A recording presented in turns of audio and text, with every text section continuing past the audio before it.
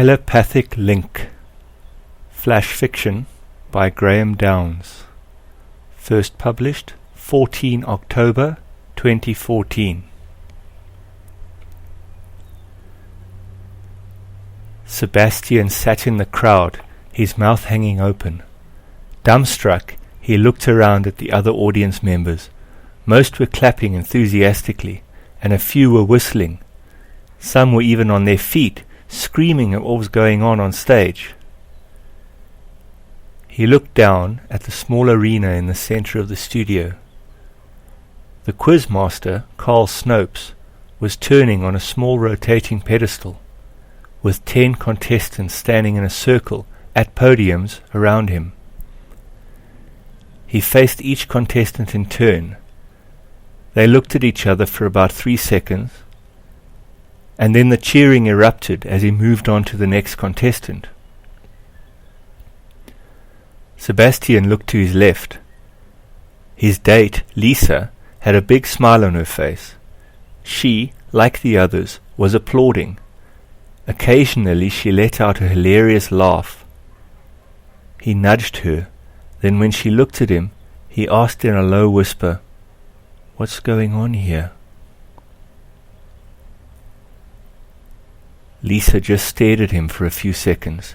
He continued to look at her expectantly. Finally she spoke. "What do you mean, Baz?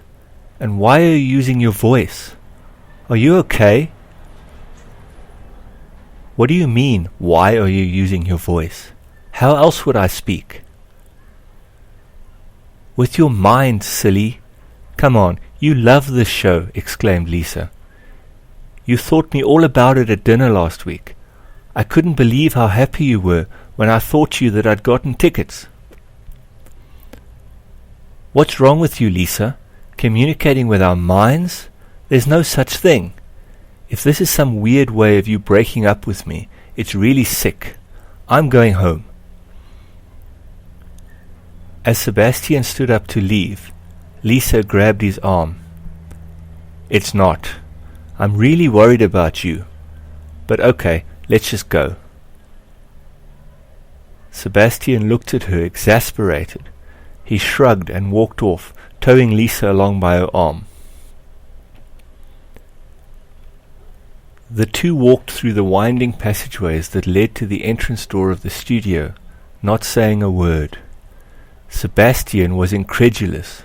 He couldn't believe what Lisa was telling him. He didn't want to be around her, but they were here in his car, and he couldn't very well let her walk home. Closer to the exit, they began to hear thunder, and then the deafening sound of rain on the building's metal roof. Lisa shivered when they approached the door, and a cold wind assaulted them down the passageway. "Wait here," said Sebastian when they got to the door. "I'll bring the car around.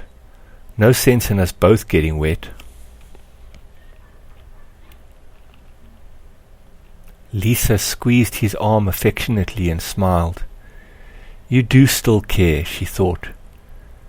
Then she sighed as Sebastian walked out into the rain, giving no indication that he had heard her. She watched Sebastian get closer to the car. The rain showed no sign of abating. In fact, it became more violent as the wind howled and the thunder boomed. She saw flashes of lightning in the sky, getting closer together. Just as Sebastian was approaching the car and had removed his keys from his pocket, Lisa witnessed a blinding flash. A split second later, she heard a deafening clap, so loud that it made her cup the sides of her head with her hands. When the ringing in her ears had stopped, she looked over and saw Sebastian lying on the ground. She panicked and ran towards him, and as she got closer, she began to smell a faint, burning smell. Realizing what had happened, she began to run faster. She dropped to her haunches when she reached him and started shaking him. "Oh, please, Sebastian, please be all right," she thought. After a few moments of fervent shaking, Sebastian opened his eyes. Staring straight into hers, he thought, "Lisa? Lisa, I can hear you!"